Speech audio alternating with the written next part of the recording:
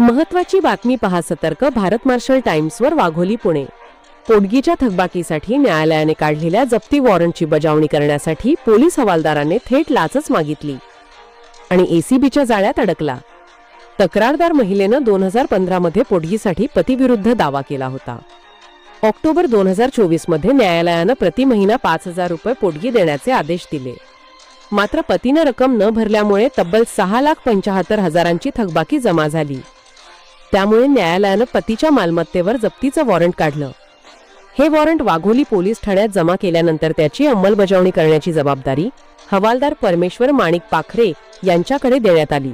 Warrant बजावणी आणि अहवालासाठी त्यांनी तक्रारदार महिलेकडून 5,000 रुपयांची लाच मागितल्याचा आरोप आहे. महिलेनं थेट एसीबीकडे धाव घेतली. योजना आखून मंगळवार नोव्हेंबर 25 रोजी वाघोली पोलीस ठाण्यासमोरच्या चहाच्या टपरीवर सापळा रचण्यात आला.